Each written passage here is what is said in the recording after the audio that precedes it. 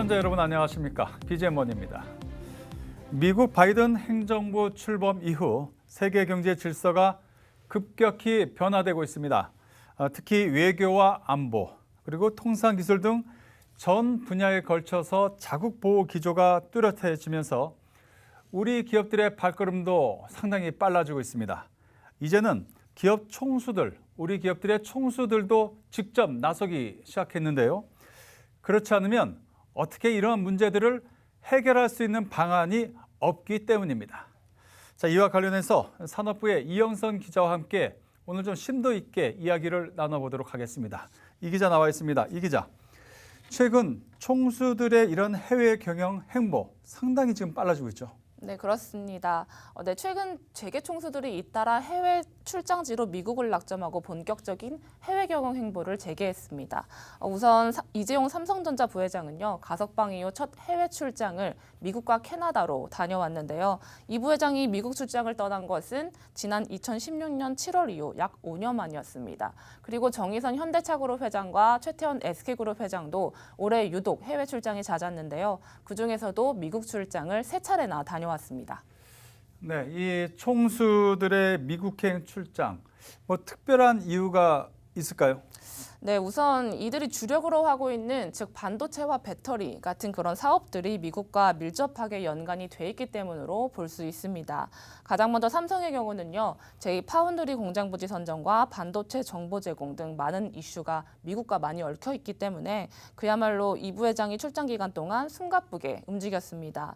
이번 주 수요일 이 부회장이 10여일간의 출장 일정을 마치고 귀국을 했는데요. 그 현장에 제가 직접 다녀왔습니다. 준비한 영상 함께 보고 오시겠습니다. 5년 만에 북미 출장길에 올랐던 이재용 삼성전자 부회장이 10여일간의 일정을 마치고 24일 오후 이곳 김포공항을 통해 입국했습니다. 네, 안녕하세요. 오셨는데 출장 소회 한 말씀 부탁드릴게요. 네, 오랫동안 만나지 못했던 그 오래된 비즈니스 파트너들 또 미래에 대한 얘기를 할 수 있게 되어서 참 좋은 출장이었다고 생각합니다. 큰 투자 결정이셨는데요. 향후 전망에 대해서는 어떻게 보시나요? 나머지 얘기는 또 다음 기회에 말씀드릴게요.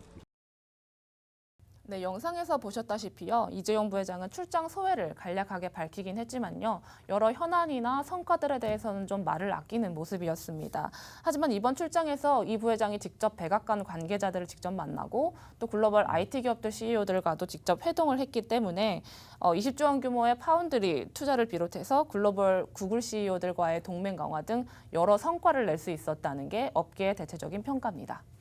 자, 삼성의 이재용 부회장 얘기는 들어봤고요. 자, 그렇다면 이제 다른 대기업 총수들의 움직임은 어떻습니까?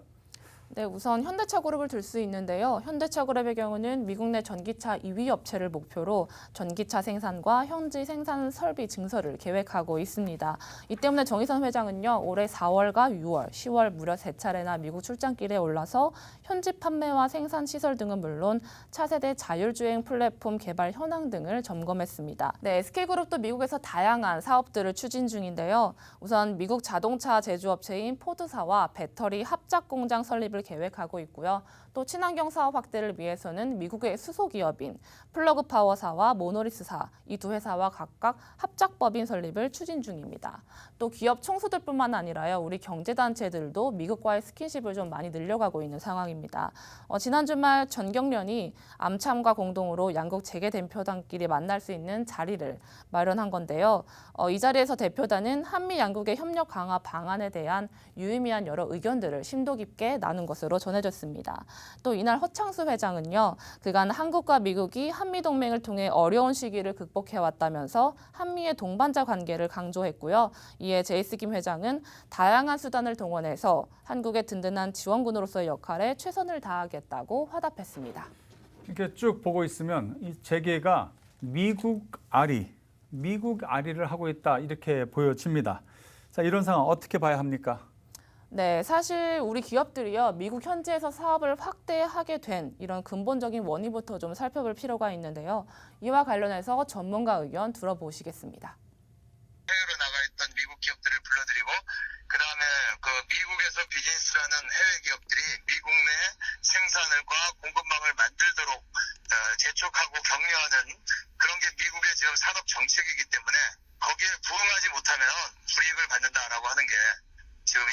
기업들이 생각하는 두려움인 것 같고요. 이런 어떤 미국의 산업 정책 때문에 미국의 네트워크를 강화하고 미국 내 현지 공장을 설립하려고 하는 그런 추세는 이번 바이든 임기 내내 지속될 것이다 이렇게 예상할 수 있겠습니다. 네, 전문가 의견처럼 바이든 행정부는요, 출범 전부터 미국을 전 세계 패권의 구심점으로 세우겠다는 구상 아래 반도체와 배터리 등 국가 안보와 직결되는 기간 산업으로 규정을 하고요. 또 자국 내 공급망을 강화해 나가고 있는 상황입니다. 이런 상황에서 우리나라를 비롯한 글로벌 기업 입장에서는요, 미국에 대한 이런 사업 투자 같은 거는 즉 어쩔 수 없는 선택이었던 셈인 겁니다. 네, 알겠습니다. 자, 산업부의 이영선 기자였습니다. 수고하셨습니다.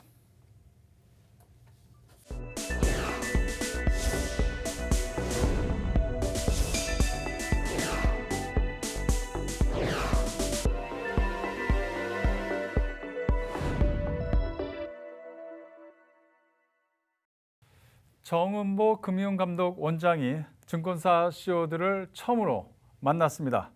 정 원장은 증권사 이 CEO들에게 증권사들이 자율적으로 리스크 관리에 나설 것을 주문했습니다. 보도에 김미영 기자입니다.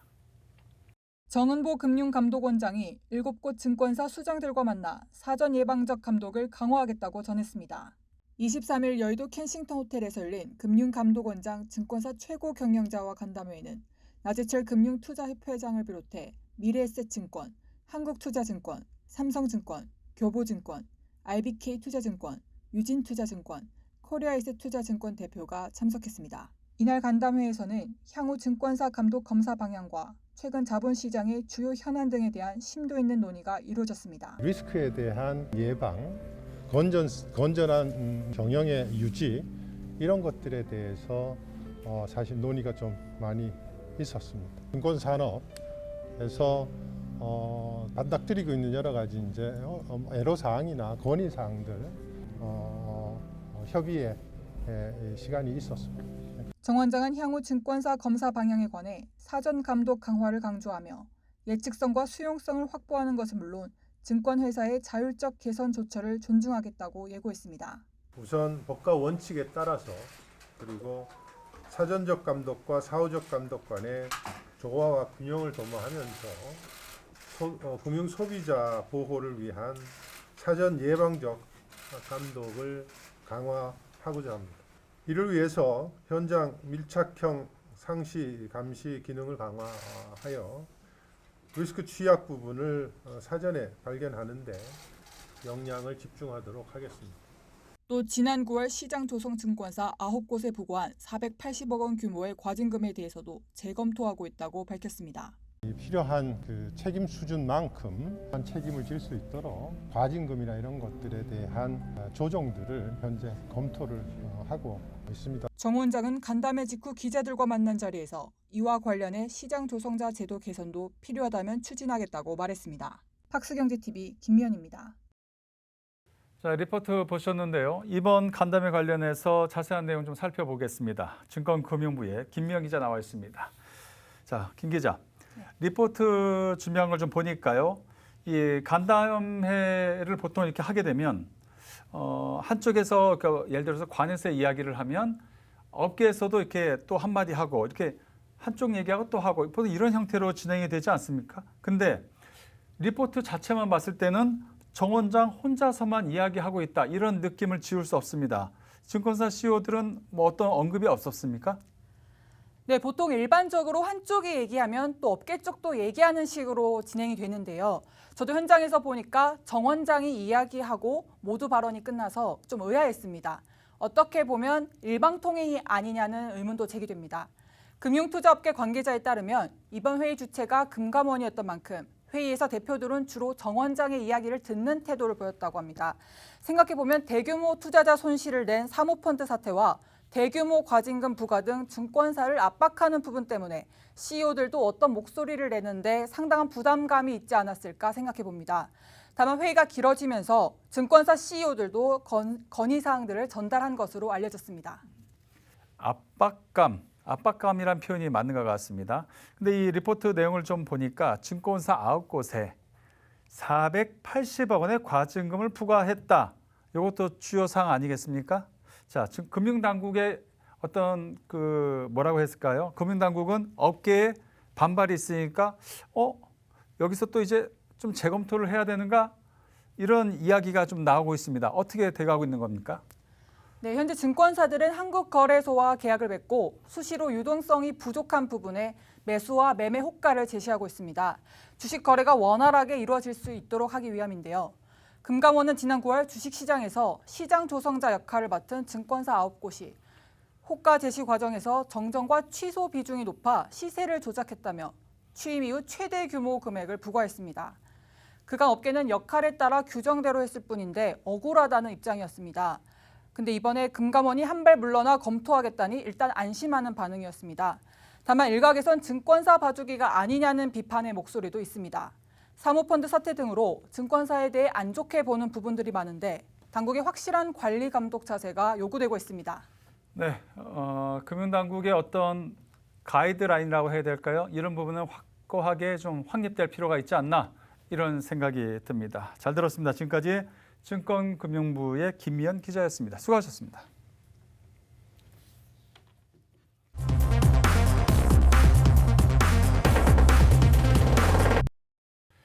요즘 모든 기업들이 MZ세대, 즉 2030 세대를 잡기 위해 노력하고 있습니다.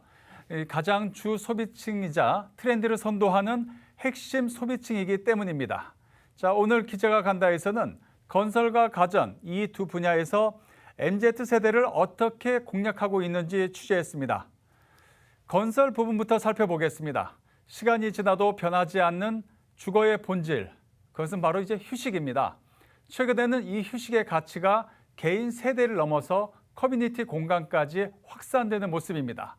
현대건설이 라이프 컨텐츠를 중심으로 한 새로운 공동주거 모델을 선보였습니다. 현장을 이정헌 기자가 다녀왔습니다. 코로나 팬데믹 이후 새로운 주거 가치로 떠오르고 있는 것이 있죠. 바로 집안에서의 휴식입니다. 현대건설이 이 집안에서의 휴식을 모티브로 한 체험형 전시 공간을 마련해 눈길을 끌고 있습니다. 그 공간 직접 체험해 보았습니다. 현대건설은 이달 초 광교 신도시 내에 라이프 콘텐츠 융합형 공동주거 모델 프로젝트 C를 공개했습니다. 프로젝트 C는 공동주거시설 내 다양한 특화 공간과 매칭되는 콘텐츠를 운영하고 지속가능한 입주민 커뮤니티 활성화를 도모하기 위해 기획됐습니다. 첫 번째 전시 테마로 진행되고 있는 리차지는 현대건설에서 개발한 H 슬리퍼노믹스의 MZ세대 라이프 스타일 유형으로 크리에이터의 콘텐츠를 접목해 운영됩니다. H 시리즈의 미래 주거 공간에 다양한 크리에이터 콘텐츠를 융합해 입주민들에게 새로운 경험을 제공하는 것입니다. MZ세대들이 많이 모여 살고 있는 이런 라이프스타일 공간에 현대건설에서 준비하고 있는 라이프스타일 하드웨어 공간을 실제 컨텐츠 크리에이터들하고 협업해서 복합 체험을 할 수 있는 프로젝트이고요. 현대건설은 H 슬리퍼노믹스 시스템을 기반으로 인테리어, 조명, 온도, 음향 환경을 최적화해 공간에서 진행되는 요가, 다도, 힐링향 시향 등 충분한 휴식을 취할 수 있는 콘텐츠 체험 환경을 조성했습니다. 한편에는 현대자동차 아이오닉 5에 적용된 제로 그래비티 체어를 설치해 무중력 상태의 편안한 자세로 숙면의 질을 높이는 체험도 마련됐습니다. 이곳은 현대건설의 슬리퍼노믹스 기술과 현대자동차의 제로 그래피티 체어 기술을 결합해 구성한 체험 공간입니다. 이번 체험형 전시 테마는 리차지, 플레이그라운드 두 가지로 구성되었으며 두 번째 전시 테마 플레이그라운드는 이번 달 말부터 내년 1월까지 진행되며 자연을 모티브로 한 실내 놀이터 HI 숲 디자인 공간에서 자녀 및 반려동물과 함께하는 교육 컨텐츠로 꾸며집니다. 이번 팝업 운영을 통해서요, 미래 잠재 고객인 MZ세대의 다양한 니즈와 또 부합하는 컨텐츠를 관찰하고 분석해서 향후 당사가 짓는 주거 공간에 실제 확대 적용을 검토할 예정입니다. 세대를 거치면서 주거 공간 역시 다양한 변화가 찾아오고 있습니다. 현대건설이 궁극적 휴식을 목표로 제시한 이번 콘텐츠가 MZ세대들의 호응을 얻고 새로운 주거 공간 트렌드를 선도해 나갈 수 있을지 주목됩니다. 팍스경제TV 이정헌입니다. 자, 이번에는 가전 유통 쪽 살펴봅니다. 롯데 하이마트도 최근 MZ세대가 뭘 좋아하는지 그 트렌드를 열심히 읽고 있습니다. 코로나 때문에 이 대면 행사가 어려워서 온라인으로 랜선 콘서트나 라이브 커머스 그리고 디지털 컨텐츠 등을 마련했는데 MZ세대 사이에서는 인기가 굉장히 높습니다. 임세린 기자가 보도합니다. 롯데하이마트가 MZ세대와의 소통 강화에 적극 나서고 있습니다. 미래 고객인 MZ세대에게 롯데하이마트라는 브랜드를 널리 알리기 위한 전략인데요. 이들에게 보다 친숙하게 다가갈 수 있는 랜선 콘서트, 인스타그램 이벤트, 라이브 방송 등 다양한 디지털 콘텐츠를 선보이며 접점을 넓혀가고 있습니다. 이 중에서도 랜선 콘서트인 우리 동네 하트 콘서트 하이마트로 가요가 큰 호응을 얻고 있습니다. 우리 동네 하트 콘서트 하이마트로 가요는 롯데하이마트가 여러 아티스트와 협업하는 유튜브 랜선 콘서트 콘텐츠입니다. 올해 5월 첫 공개 이후 지금까지 공개한 총 4편의 영상의 평균 조회수가 85만 회를 웃돌 정도로 인기가 많습니다. 외부 활동이 어려운 환경으로 오프라인 매장 방문 고객을 대상으로 한 이벤트나 집객 행사가 어려운 상황이었습니다. 이에 새로운 형태의 디지털 캠페인을 기획해서 소비자들에게 즐거움과 위로의 메시지를 전달하고 싶었습니다. 자사의 브랜드를 내세우는 기존 광고 컨셉에서 벗어나서 MZ세대가 좋아할 만한 소재를 차용해 브랜드를 간접적으로 노출했습니다. 이 밖에도 롯데하이마트는 SNS를 자주 활용하는 MZ세대를 겨냥해 언택트 소통을 지속적으로 이어나가고 있습니다. 인스타그램을 통해 다양한 이벤트와 투표를 개최해 소비자의 차별을 유도하는 것은 물론 지난해 4월부터는 라이브 커머스 방송을 개시하며 MZ세대와의 쌍방향 소통 기회를 늘리기 시작했는데요. 특히 하이마트에서 별도로 가전제품의 정보를 동화와 홈투어 등의 방식에 착안해 알리는 자체 제작 콘텐츠를 선보였습니다. 자신들만의 콘텐츠를 다양화하고 고객 참여 영역을 늘리겠다는 하이마트. 앞으로 MZ세대에게 롯데하이마트의 입지가 점차 강화될 수 있을지 주목됩니다. 팍스경제TV 임세림입니다.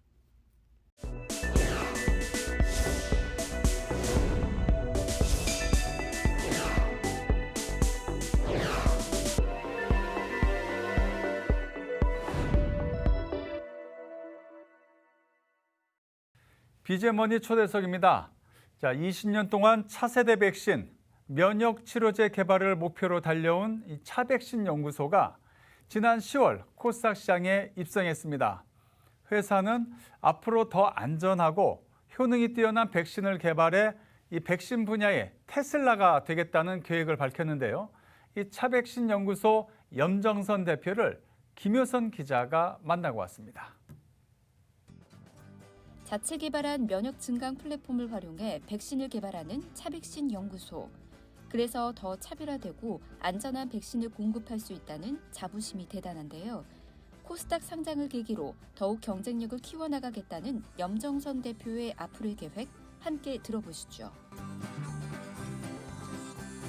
저희 차백신 연구소는 자체 개발한 면역 증강 플랫폼 기술을 가지고 차세대 백신과 면역 치료제를 개발하는 연구 중심형 벤처 기업입니다. 상장을 통해서 저희 기술 개발을 꾸준히 할 수 있는 자금 확보 굉장히 중요했고요. 그리고 이제 회사의 인지도나 신뢰도를 향상을 시키는 것도 저희로서는 굉장히 큰 의미가 있었습니다. 저희는 이제 기술 개발형 회사다 보니 라이센싱 아웃을 통해서 글로벌 기업과의 협업이 굉장히 중요했고요. 그런 점에서 코스닥 상장이라는 것이 저희한테는 일종의 날개를 단 그런 이제 의미가 있었습니다.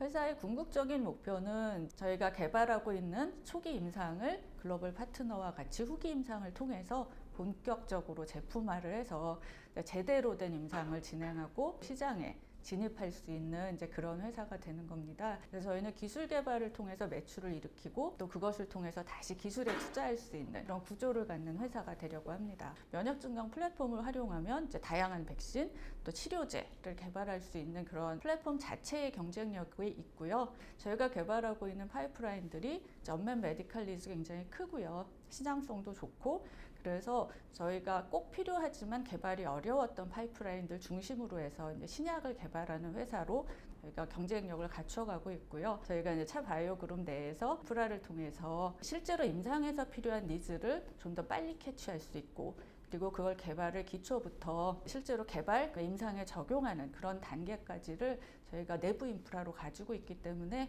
좀 더 빠르게 효율적으로 임상을 접근할 수 있는 그런 장점이 있을 것으로는 생각이 됩니다. 백신 연구소로서 당연히 여기에 대한 대응을 적절하게 하는 것이 맞다고 생각이 됩니다. 저희가 이제 검증을 한 것은 우리 면역 증강제가 코로나 백신에도 굉장히 유용하게 활용이 된다라는 점은 저희가 검증을 다 해서 논문으로는 게재를 했고요. 코로나 백신이 이렇게 중간중간 계속적으로 부스팅이 필요하다면 안전하고 효과적이고 지속적인 이제 효능을 갖는 백신이 굉장히 필요할 거고요. 그런 경우에 저희 면역 증강 기술이 굉장히 중요한 역할을 할 거라고 생각됩니다. 저희는 바이오 업계의 테슬라 같은 회사가 되고 싶다라고 생각이 드는데요. 특히 안전하고 성능이 좋은 배터리 기술이 있어야 전기차가 되는 것처럼 저희 면역 증강 플랫폼은 굉장히 안전하고 효능이 좋고 적인 효능을 가져갈 수 있는 중요한 기술이기 때문에 저희 기술을 이용해서 백신 분야의 아주 독보적인 회사가 되기를 바랍니다.